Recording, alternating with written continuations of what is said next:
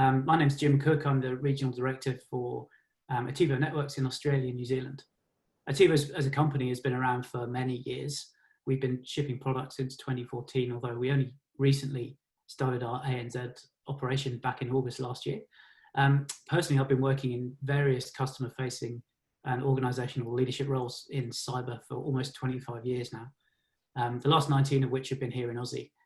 I actually have some background in ASA as well. Back in the early 2000s, I was the National Treasurer and spent some time as a New South Wales Chairman as well.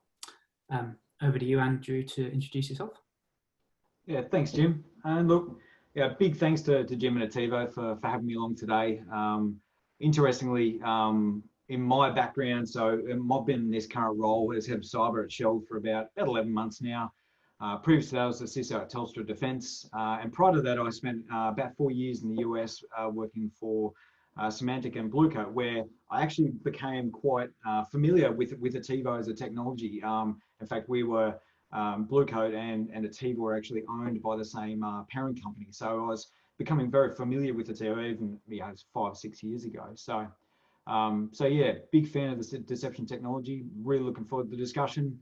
Just briefly then, just on if people who haven't heard of Shelde, we provide cybersecurity, digital engineering, AppSec and data analytics functions out of Sydney, Canberra and Melbourne. And yeah, big fan of Attivo and great to be here, Jim. Thanks. Yeah, thanks for joining us. It's yeah, going to add hopefully a lot of colour to what we do today. So in terms of the format, I'm going to lead off with some stories around how deception has been used for thousands of years, both in attack and defence by military and also in other contexts. And Andrew will add some colour from his days in the Air Force. We'll then relate physical deception into the cyber world and provide some more details on what deception fabric is, how it works, both in theory and in practice with real examples from our experience. And then we'll answer any questions. So the first known deceptions, I'm sure pretty much everyone on this call will be familiar with the fall of Troy, the Trojan horse. Trojan, of course, is a term that anyone in cybersecurity should be pretty familiar with.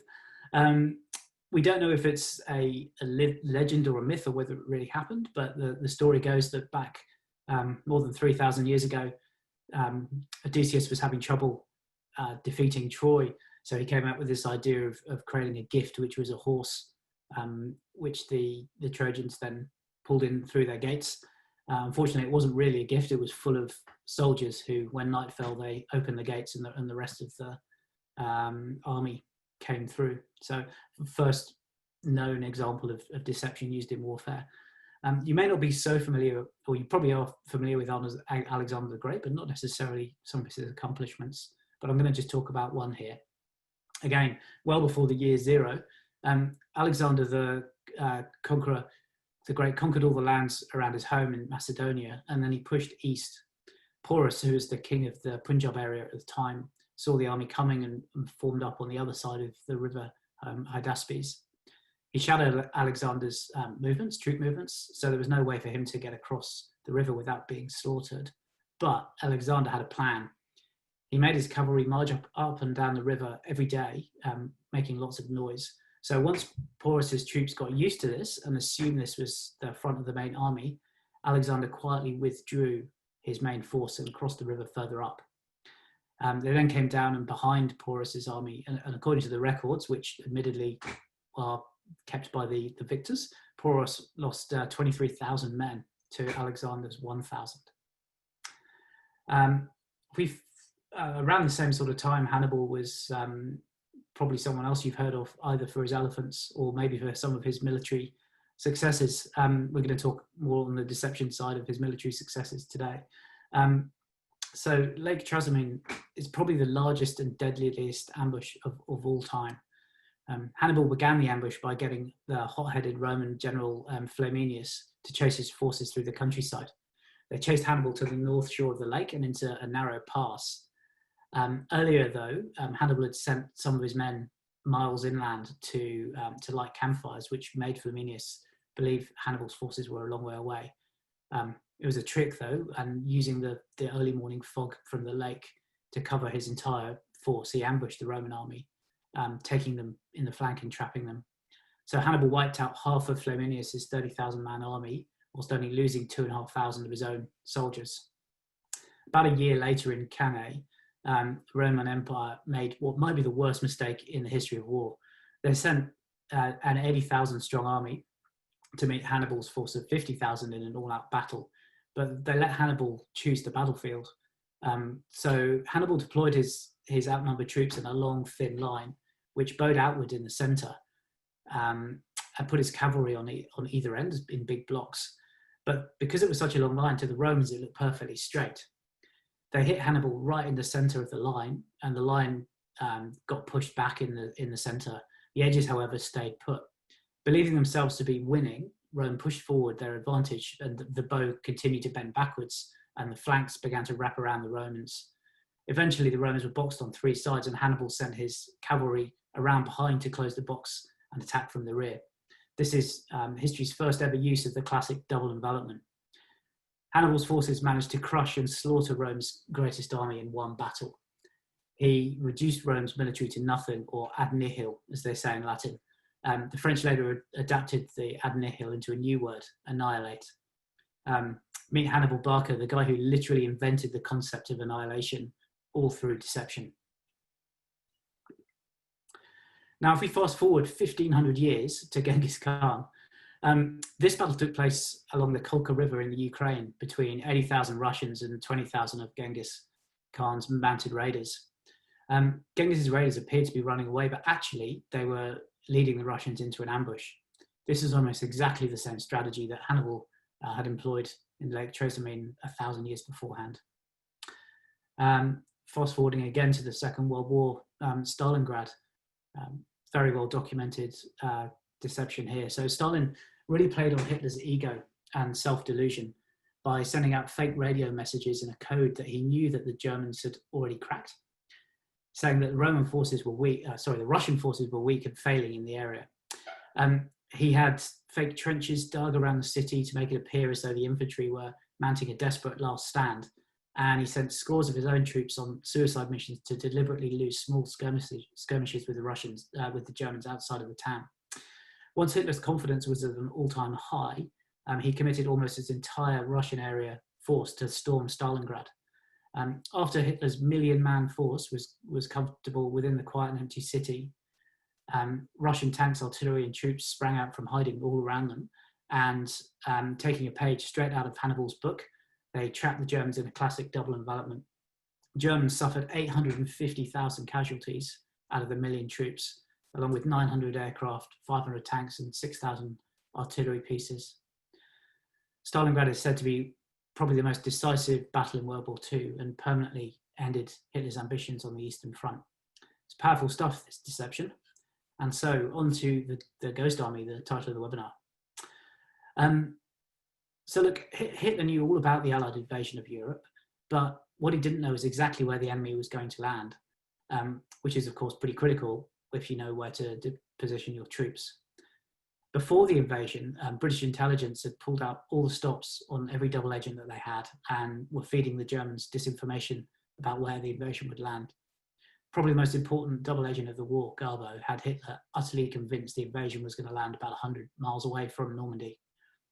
The Allied generals, including Dwight Eisenhower, fed the delusion with false radio traffic, misleading messages, and armies of decoy tanks and trucks that looked utterly real from anywhere more than 50 feet away. Many of them were really realistic, full-size inflatable vehicles, which the Allies positioned well away from the real landing force. D-Day campaign stands perhaps as the greatest and most successful use of deliberate deception in the 20th century warfare. There's even a film about it now. Andrew, I think the next slide is yours. Thanks, Jim. Yeah, so this slide really takes me back to the start of my career in cyber when I was still in the military. So I was very privileged to be selected as part of a fledgling capability, information warfare capability or cyber capability within the Air Force, and it was called 462 Squadron. It was a reinstantiated squadron from World War II. And so you speak to the Ghost Army, and in many ways, 462 Squadron provided the Ghost Air Force in many ways. So 462, as you can see from the diagrams there, they flew Halifax heavy bombers as part of World War II. So their core capability was heavy bombing. But one of the interesting roles they took on as part of World War II was actually special duties. And special duties took on a number of different flavors, but part of that was electronic warfare. So this is radar jamming, radio jamming, those types of things. One other part of their capability was called window operations.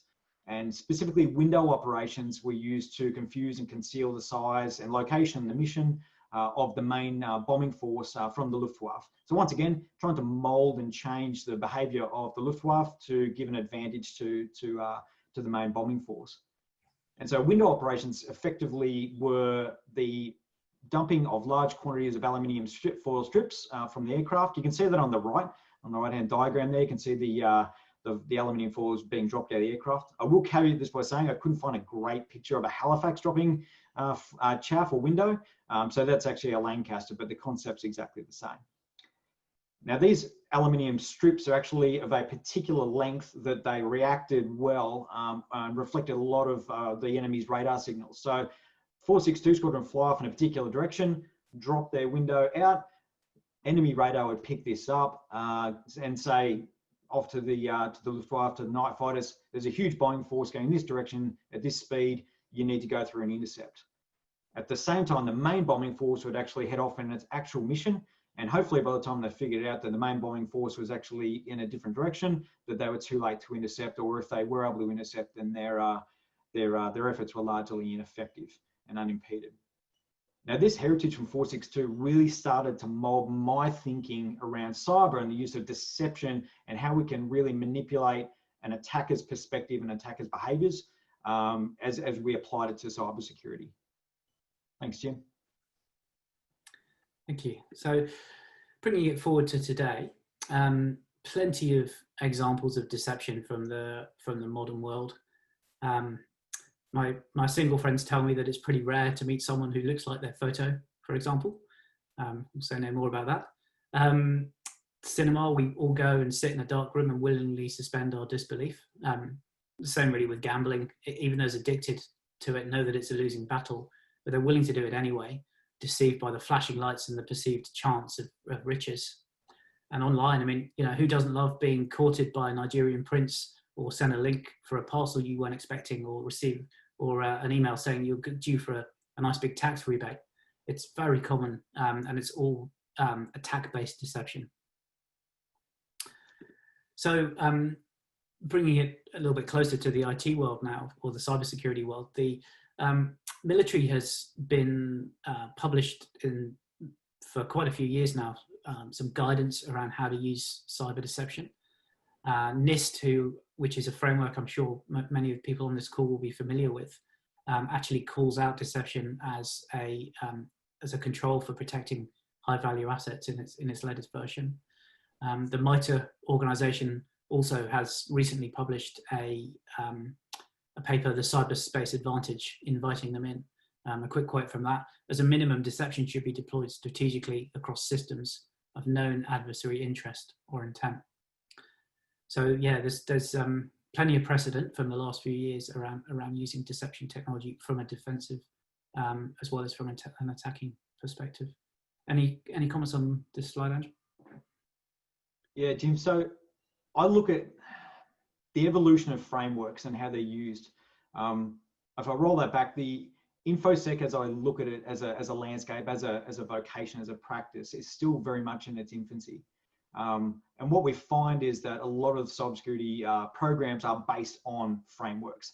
And the wonderful thing about the frameworks is they are a brilliant aggregation of best practices for implementing technologies, processes, procedures, etc. And the very nature of these frameworks is they're always evolving. As something new and innovative comes out, they're rolled, as they're validated, they're rolled and accepted. So they're accepted and then rolled into the frameworks themselves. So quite frankly, I'm absolutely not surprised that this is now being rolled in. If I do look at this and having used deception technology for quite a while, quite frankly, I'm a little bit surprised it hasn't rolled in earlier. But the fact that it is now being widely accepted and being rolled out is just proof to the utility of the technology as it moves forward. Yeah, it does take a while to make its way into regulations, I think. So look, this quote is as true now as it was back in the 16th century when Machiavelli first published it. It's true of cyber criminals at all levels, as well as in the physical world. It's been true ever since the first piece of malware was invented. Users had to click on things back then, much as they sometimes do now. But such unsubtle deceptions as renaming executables into be something attractive have evolved into subtler phishing attempts. But the social engineering aspect still relies on deceiving users into interacting in some way. The attacker community has been using deception effectively for years, so why let them have the advantage? In the last few years, analyst firms have started to take cyber deception seriously and say some pretty nice things about it as well. It doesn't really matter what size of organization you're running. We believe that there's always a use case. In Australia, Attivo has customers at both ends of the spectrum. There's many organizations in Australia are lucky to have 1 or 2 dedicated security staff. And some of our customers have 1 or 2 security staff, but they have thousands of users. And so if that's the case, it's really, people just don't have the bandwidth to review the wealth of information that's available to them from their systems. So the use case in that situation is that deception technology is very quiet. It only really alerts if there is an attack going on. So if you're a small security team and you have to be very, I suppose, broad and not very deep, then having alerts that you know are actionable is very important. And also the fact that we integrate with vast amounts of security, your existing security stack, means that decisions can be made quickly and action can be taken very quickly as well. Bigger organizations have 24/7 SOCs, and the really largest ones also have dedicated response teams. And that's a little bit of a different use case there as well, because deception, although it can often reduce mean time to detection down from, depending on what report you read, weeks or months down to hours, or in some cases minutes. An attacker can actually spend hours or days wasting their time and resources inside the deception fabric. The great thing about that, if I bring it back to the Hannibal idea, is that all the while, whilst they're wasting their time and resources attacking where they think the problem is, the response team is actually getting more and more data on the tactics and techniques that the attackers are using. That data can be pretty hard to get in any other way. Andrew, what are your thoughts here? Yeah, look, I completely agree. I've used deception technologies in a number of different programs I've been involved with. And like you said, that's been on the spectrum from small to enterprise scale, large Fortune 500. And what I loved about the deception technology fundamentally was the high signal to low noise ratio that we get from the technology. As you said, there's so many alerts out there. So SOC analysts have to be very, and well, not just SOC analysts, but also CISOs need to be very scalpeled with where they apply their technologies in terms of their dollars. They also need to be very scalpeled in terms of what do we respond to, what do we not. Oftentimes it's just that sheer volume of alerts and the alert fatigue that often sees attackers go below the radar just purely from the volume of data. As you point out, there's only really a couple of reasons that I've ever seen a piece of deception technology trigger an alert. The first one is vulnerability scanners. If you've got a managed, if you've got a honeypot of some description or an open SMB share or something along those lines, you will find that if you've got that deployed, then a vulnerability scanner of some description will touch it and you'll fire an alert. That's really easy and simple to whitelist and get out. So really then you come down to the other two reasons that I've seen for deception technologies alerting.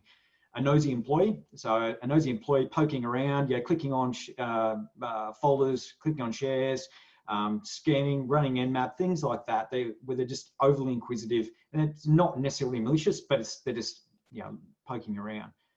And the other one's actually an attacker, a legitimate attacker looking for intellectual property. They're looking for a whole bunch of different resources they may want to either exfiltrate or they may want to leverage to further move around laterally within an environment, those types of things, privilege escalation and whatnot. So, but if we really kind of roll back to why we, in the first place, any organization would invest in a SOC at all, is really to go through and, you know, prevent, detect, respond, and recover to security events. And really having a close look at which technologies are going to get you further down the path, as opposed, and lay it in with your traditional security technologies is really important. The traditional security technologies are fundamental and need to be there, but then layering that in with something that I like to look at is, instead of just being a detective control, start to manipulate the battlefield, start to manipulate the environment.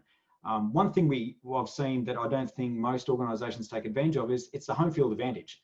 You own the environment. You should fundamentally understand more about that environment than an attacker, at least in the first instance.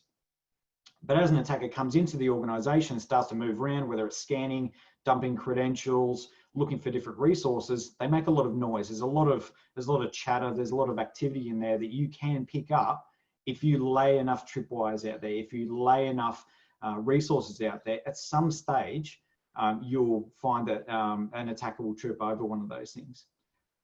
So let's really start to think about, if we wanted to mitigate the risk to an organization, if we can slow an attacker down on the way in, make them second guess their activities, if we can slow them down in terms of gathering the resources they're looking to achieve, and then slow them down on the way out, you've bought yourself time. And if you've bought yourself time, then you've got a better chance of being able to detect and respond effectively. So make them doubt their decisions. Make an attacker doubt their decisions, because inevitably they will make a mistake, and we'll be able to hopefully pounce on that when they do. So coming back to the original question about SOC maturity, Jim, look, at the end of the day, I fundamentally agree. There's really no size of organization that doesn't have, that wouldn't glean some value out of a deception technology, just the pure nature of how it works. Thanks. Excellent. So, look, this slide here is really about drawing parallels between the physical world and the cyber world. So I think cyber attackers have taken inspiration from the physical world for many years now. And this slide maps some of the ways that deception plays out in the physical world and how cyber attackers are using it, and also how defenders can use it to neutralize that advantage. Andrew, I think you have some thoughts on this as well. Yeah, on this one in particular, I look at the top one there. So the one in the middle, insider threats and lateral movement, as a specific example. And the way I've molded and shaped my security programs in the past have been based on scenarios. So we look at a scenario for an organization and determine, you know, where does that lie on the spectrum of least impact to most impact. And then you also look at the effort and the investment needed to go through and effectively mitigate or, you know, get that risk level down to an acceptable point. Insider threats and lateral movement are often, in my experience, some of the hardest use cases and scenarios to address. An inside threat obviously can move through an environment, you know, relatively undetected as part of the normal natural noise of an environment.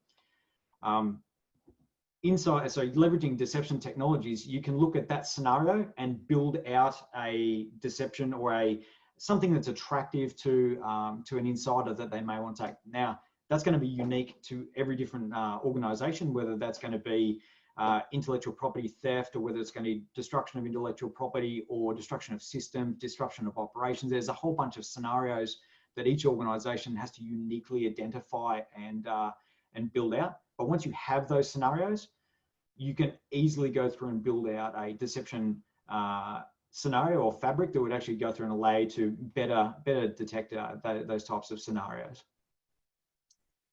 Yeah, we call it building a campaign. So identifying where your crown jewels are, and that could be from a technical perspective. It could be a domain controller. From a business perspective, it could be, you know, the document management system or whatever it might be.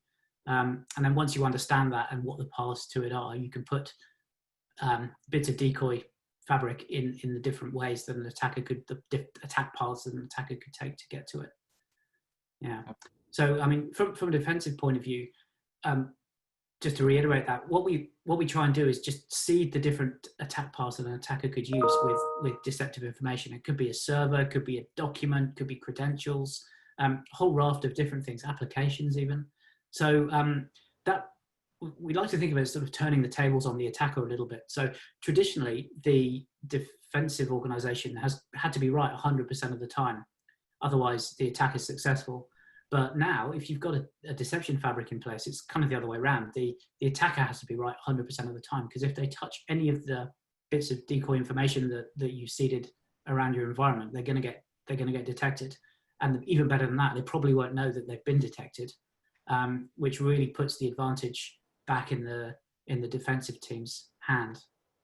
And even if they do suspect, as you pointed out, Andrew, that it's going to really slow them down. If the attackers can no longer trust their tools 100% of the time, then they've got to second guess themselves. They've got to expend much more of their resources in the attack, which changes, again, the balance of risk from the attacker's point of view. What I find on that, Jim, too, as well, is that when we look at a lot of the traditional security controls that are out there, once again, they often have to be right 100% of the time. If it's pattern matching in binaries, if it's looking for particular patterns using regex over packets, there's easy ways that attackers can gain the advantage by manipulating and changing these. What I love about deception is that you're focusing on the human. And people often forget that cybersecurity is not necessarily just about the malware. It's not about all of those different technical aspects. There's a human on the other end of this that is actually going through down this attack path for a reason to achieve an outcome. And those patterns of behaviors are human, intrinsically human. We eat, we sleep, we go and get coffee, we make keyboard errors, we put in different keystrokes, those things. What I love about deception is you're now focusing back on the human aspect. And really, I see that as being a particular weak point in most attackers' approaches to an organization, and you can trip people up. Yeah, it should be effective regardless of the technique used generally. All right, so moving on to give everyone a little bit of a feeling of what a deception fabric could look like in an organization.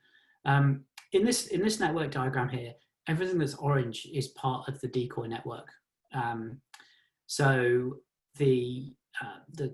you can see that it'd be pretty hard as an attacker to understand what's real and what isn't here, because what we do is for example, if we look at the user network, to an attacker it would look like there are 18 standard operating PCs in the environment, but actually 6 of them are decoys, and the decoys are actually running on this big orange box here.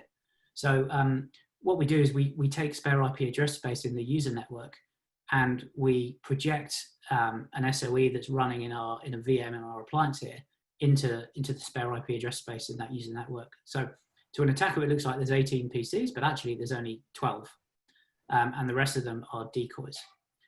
You can see here that you can create decoy anything you want basically that runs in Linux or Windows. So various types of server decoy routers, decoy Lambda functions, or serverless functions in Amazon. The list is pretty much endless. So coming back to Andrew's point, the thing to do really is identify what your crown jewels are, and then work out how an attacker is going to get there and put realistic looking decoys in the way. Now, it's likely, pick your report, but I don't know, 50-60% of the time an attack starts at an endpoint. It's often a phish. And so the goal is really to make it very hard for an attacker to move off that initial point of compromise. And there's only certain things an attacker could do, and I'll come on to that in a little bit more detail in a minute. But what we want to do is put decoy information on the live PCs so that the attacker gets detected right from the first moment that they get into the network, and make it almost impossible for them to move off that initial point of compromise. Andrew, what comments do you have here? Yeah, it's to your point, Jim. What I love about this is it's the technology. If I think way back when I started and I first looked at the HoneyNet project and some of the other kind of early stages of honeypots and deception, They were very basic. They were hard to manage at scale, certainly not scale. They were somewhat limited down to just virtual machines with interesting piece of information on them. Now layering in not just the machines, but also fake personas, fake Active Directory credentials, all of the different aspects that go into this. You've got a layered approach where effectively, it doesn't matter what you touch, you've got a very good chance that an attack will be picked up, making those movements. And what I really enjoy about the deception side of things is we can start to once again come back to manipulating the decision points for an attacker. And you've already kind of touched on the example that I was going to use is in the past, we're very focused on some of the corporate aspects of the programs that we were running. And so, rolling out a domain controller, a fake domain controller, because often that's a nice, once obviously if you have domain admin, then you've got pretty much unfettered access to most environments. So we've leveraged that in the past. We found that as we ran red team activities against the environment or pen test activities, the detection rates for that activity went through the roof, as opposed to leveraging some of the other technologies, which were still incredibly useful, like EDR.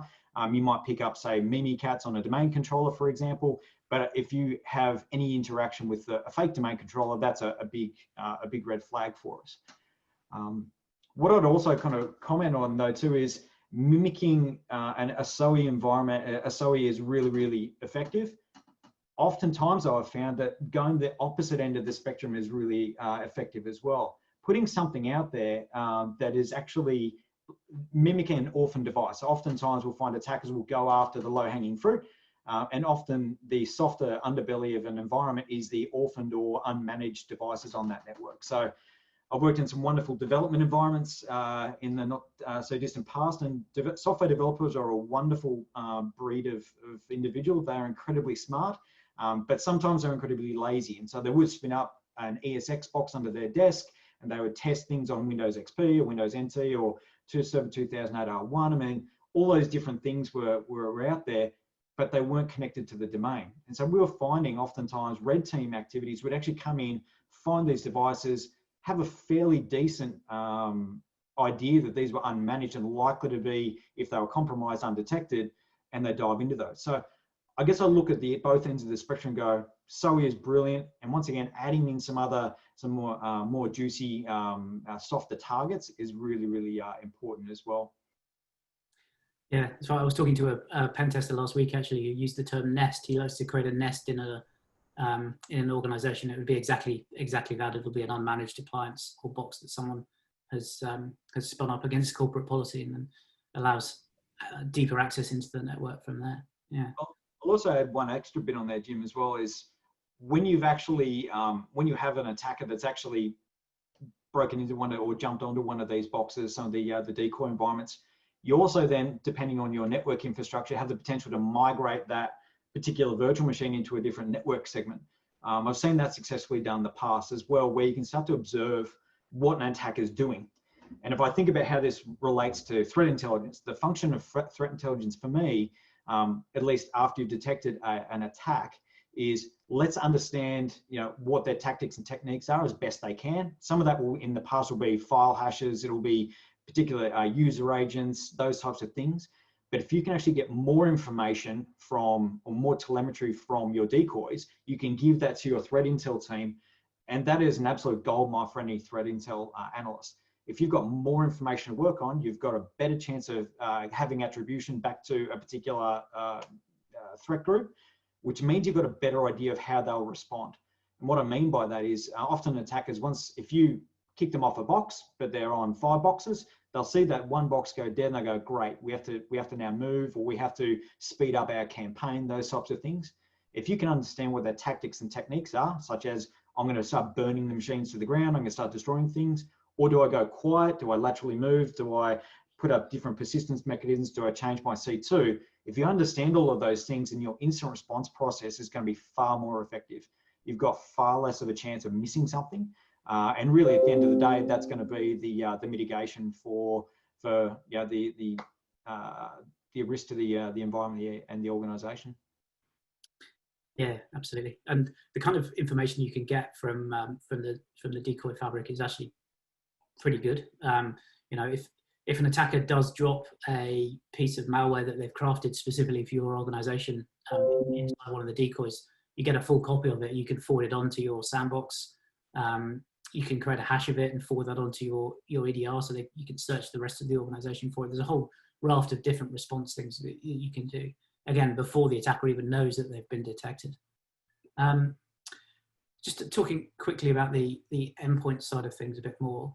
I think the goal here when you're on an endpoint is just to make it really hard for an attacker to move off that endpoint without being detected.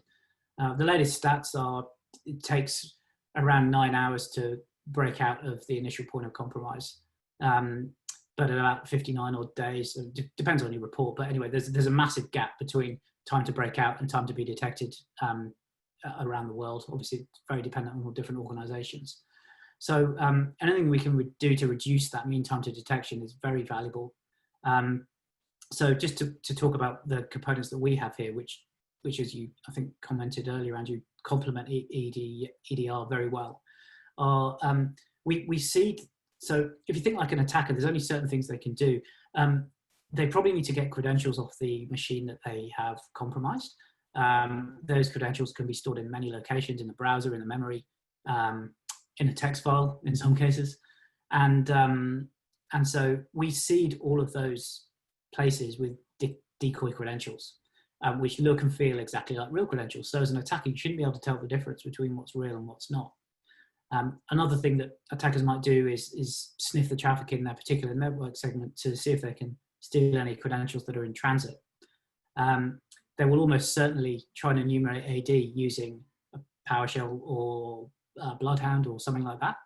And in that case, we actually can feed decoy information into that query. So if an attacker uses Bloodhound to say, or just queries AD and says, who are the domain controllers?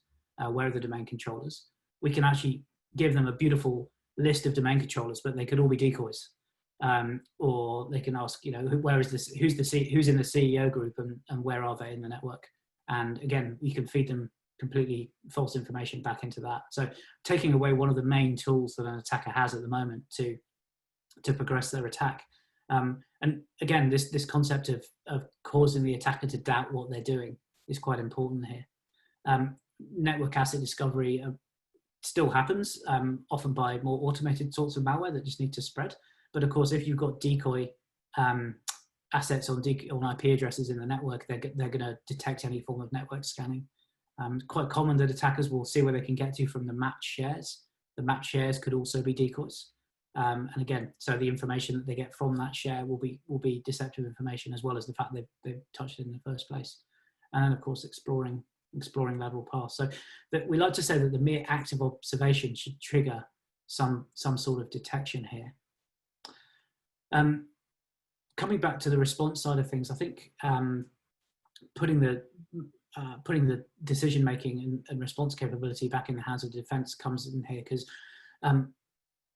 this idea of double envelopment, the idea that an attacker can be pushing forward, progressing their attack, whilst actually the attacker is using the rest, not just the deception fabric, but the rest of the security stack to understand what they did, how they did it, where they came in, and what they're trying to do. Whilst the attacker is pushing forward in the center of Hannibal's straight line there, is a really, really effective way of getting a really good level of TTP information. And so the goal here is it has to be believable. Yeah, thoughts on that, Andrew? Yeah, look, Jim, I think you've really summed it up nicely, and kind of as I relate it back to why I came to love the deception technology in the first place. It's really all cybersecurity programs are about buying down risk. They're all about preventing where possible, but we've seen time and time again where traditional security technologies fail. And they're surpassed and moved past. So my focus has then gone on to, well, how do you effectively, as you've pointed out, reduce that dwell time? How do we, for the stuff that gets through, how do we effectively detect it and respond to it in such a way that we can actually mitigate any negative, or as much as possible, negative impacts to an organization? So this type of technology, for my mind, goes an incredibly long way towards providing that telemetry, to providing that insight into attackers, where at the moment, traditionally, it's been a blind spot, a huge blind spot. And now there's other technologies that are quite, that are effective at doing some of this. So you're tapping fabrics, things of that nature, but they're hugely time expensive to physically deploy, things of that nature. Whereas with the deception technologies around pushing out virtual machines, pushing out fake personas and Active Directory credentials, you can often leverage, in my experience, a lot of the infrastructure is already sitting there within an environment as well, within an IT environment. So a lot easier to deploy, a lot easier to manage. So it's that layering, but certainly in my experience, the effectiveness of deception technologies, as I've seen in the past, in detecting attackers, specifically red team activities, things like that, has been fantastic. Yeah, very cool. Okay, we are just a little bit over our 40 minutes, so I might just give a couple of examples of real attacks and how we mitigate them. There's a couple of questions already, but if you've been holding back, please feel free to type your questions into the Q&A box now, and then we'll Andrew and I'll answer them over the next 10-15 minutes. So a simple example from our past experience at Attivo.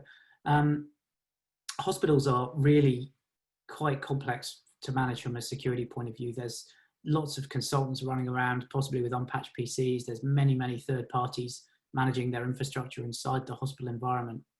And therefore, it's pretty difficult to lock a hospital down, almost impossible, in fact.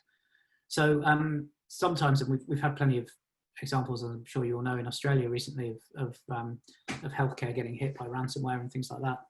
This particular example is from the US, but there was a hospital who's a customer of ours who kept getting hit by ransomware.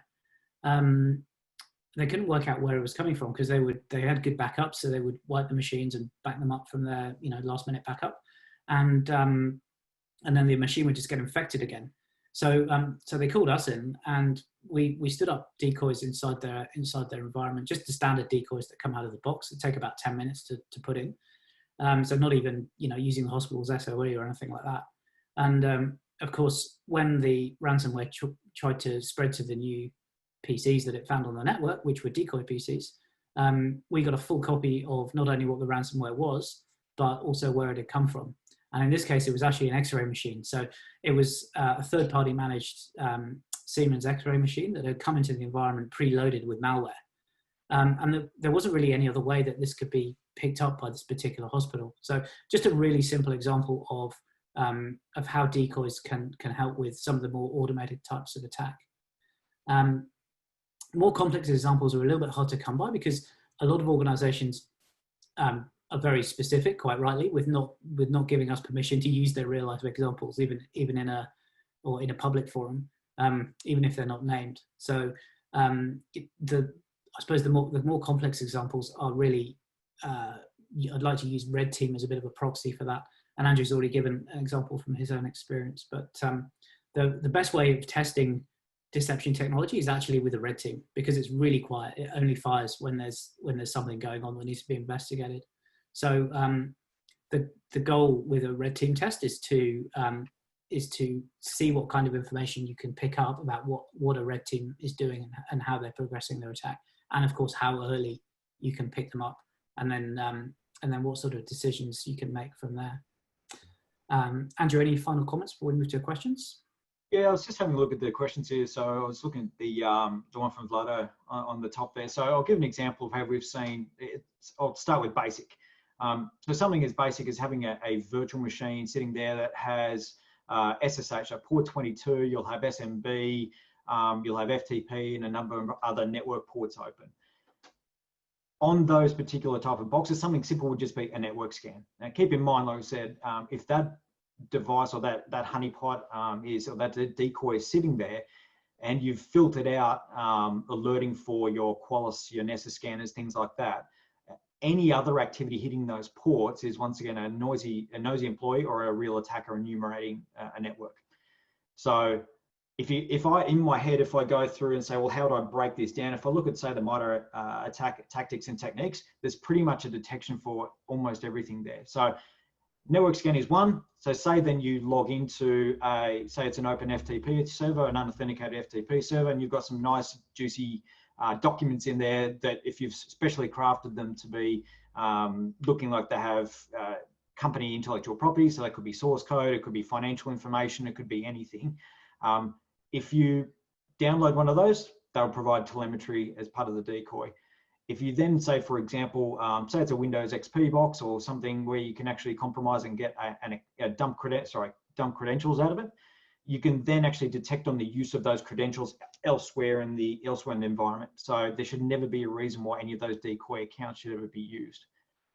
If you do get onto the box and then you go through, and once again, as Jim has pointed out, if you install a file or drop another create a registry entry for persistence, there's anything that an attacker would go through to remain persistent, put up C2, all of the telemetry coming out of that particular decoy will be picked up and then fed back such that you can start to identify probably their intent of what they're trying to achieve, or are there tactics and techniques we can use to do threat intel matching.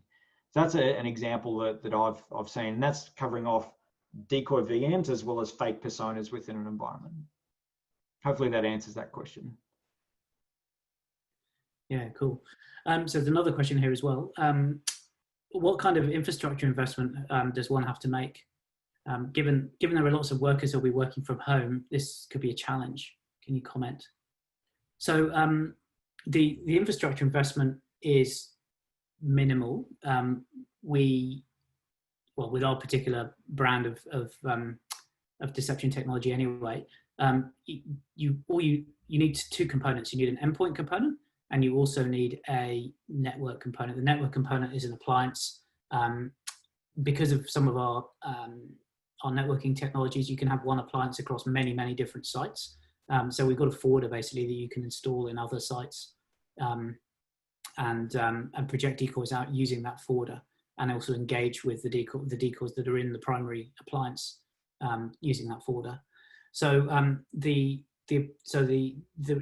suppose the answer to the question is depends how many data centers you've got. We generally recommend an appliance per data center. It can be virtual, by the way, or in the cloud. Doesn't need to be a physical box. And then the endpoint agent, which complements your EDR vendor. Often we actually integrate with the majority of the EDR vendors already. So the system's designed to be very lightweight from an administrative point of view. Once it's installed and the campaigns are run, so you know where all the crown jewels are, etc. It should have a very low operational overhead, and because it's designed from the ground up to integrate with your existing stack, it should simplify rather than complicate the operations in your security operations center. I hope that answers the question on that one. I just had an additional comment to make just on that one where we're specifically calling out working from home. In that particular instance, that's where I'd be leveraging the false Active Directory credentials, such that yes, if you have a successful phishing successful phish, and you've got access to an endpoint, 9 times out of 10 you're going to go through and dump all of the credentials out of that particular endpoint. At that point, you've got the opportunity, obviously, if anyone tries to leverage those accounts for anything to log in anywhere, whether it's even moving laterally through that device, so there's a real endpoint to other parts of the corporate network via VPN or things like that, you've got a trigger. It's that canary sitting there on an endpoint. The nice thing is that these are then, you can do the naming conventions to mold in with naming conventions within the real Active Directory. There's a whole bunch of things you can do there as well. So in terms of working from home, where you're not going to push a virtual machine down to somebody's home network, I'd be leveraging the false identities in that case. Yeah, good point. We actually have a white paper on that. So if you want to send me an email, if you want more details, then I'll forward you that information as well. So another question here: Can you compartmentalize an attacker in the decoy asset to keep them from pivoting to the real assets? Yes, absolutely. It's designed from the ground up to make sure that it can't be used as a leverage point for further attacks. So yeah, once you're in, you can't get out into other parts of the network from there. Additional things that I've seen work well in the past, Jim, is also, and this kind of comes back to observing an attacker from a period of time, leveraging something like Attivo to build a small dummy environment that has domain controllers, endpoints, those things, printers and whatnot. Leveraging technology like a NAC, for example, if you have that available to you, you can actually migrate a decoy from a production VLAN into a decoy VLAN effectively, where you can allow that particular endpoint to then interact with a false environment. In the past, I've seen those environments be built up, and they were all built by hand, and they were a nightmare to manage. They were effective, but they were a nightmare to manage. And so then looking at, is there a more effective way to manage this at scale? This type of technology works really well in that case, and once again buys you a lot of time to understand who's coming after you. Because at the end of the day, if you're probably going to find if an endpoint is compromised, this isn't going to be the only point of entry. A phishing campaign might have gone across 50, 100, 200, 1,000 accounts. Something would have got through. So understanding the TTPs then gives you more telemetry to go back and look at your other tools to go and figure out, is there something else that's been compromised and we just haven't seen it yet? Yeah, absolutely. That whole idea of just keeping them busy, wasting their time, wasting their resources whilst you gather the information you need to kick them out of the network permanently, rather than just this time.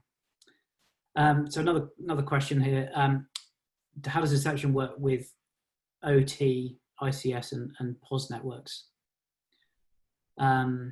So I'll start off with that. So we actually have standard decoys for OT networks and so on, and you can actually create decoy points of sale out of the box with our technology. Our next release, which is coming up in a couple of weeks, actually has a lot more detail around the OT side of things as well. The idea here really is that we would generally recommend standing up an appliance inside the OT network, and then you would create decoy OT assets of any description really, with running decoy protocols, etc. Again, to confuse attacker. The other side of it is we've found recently with a lot of critical infrastructure that one of the main issues seems to be with attackers bypassing the corporate network and gaining access by physically compromising one of the remote sites that the critical infrastructure or operation has. And so in that case, we would detect any new network connection that occurs, assuming of course that it's a fairly stable network and there aren't new connections the whole time in the OT side of things. So first of all, we'd detect the point of connection, and then of course as the attacker tries to understand the OT network, they'd hit the decoys from there. I hope that answers that. Do you have any comments on that, Andrew?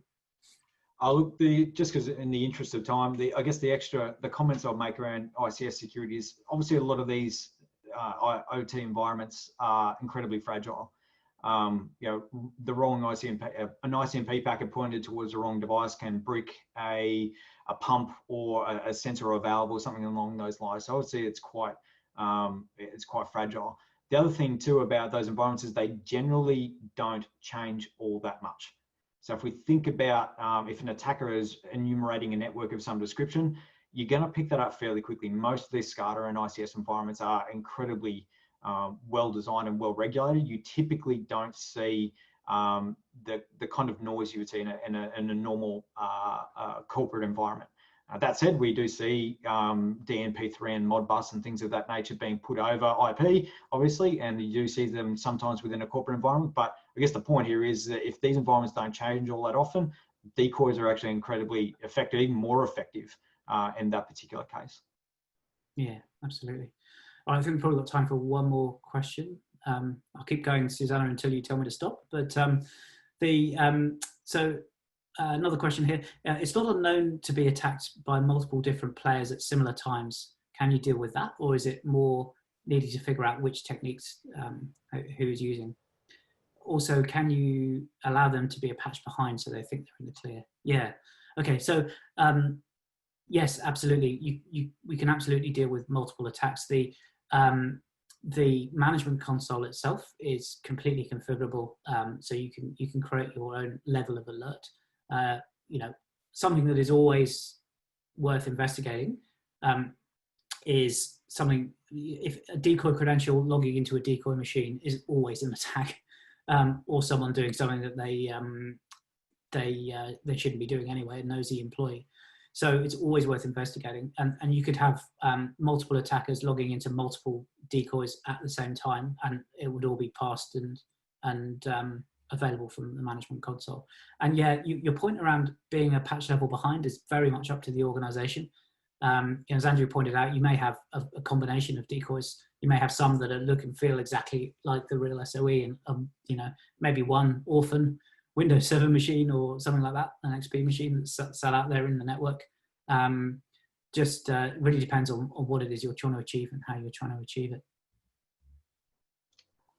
I'll, if you don't mind, Jim, because we only got a couple of minutes, but I think we can actually wrap a couple of these into one answer. Should we have a crack at that? Go for it. All right, so I'm going to go dive in. I'm going to piece this one in the middle here with the seam, because a huge amount of what we do here at Shelde is seam design and content detection, development, things of that nature. So when we talk about bringing its security technology into a seam, we always ask the question, what do you want to do with that? Do you want to create a dashboard? Do you want to create an alert? Do you want to have it emailed to you once a week? There's a whole bunch of different discovery pieces that we do to try and figure out what you want to do with that.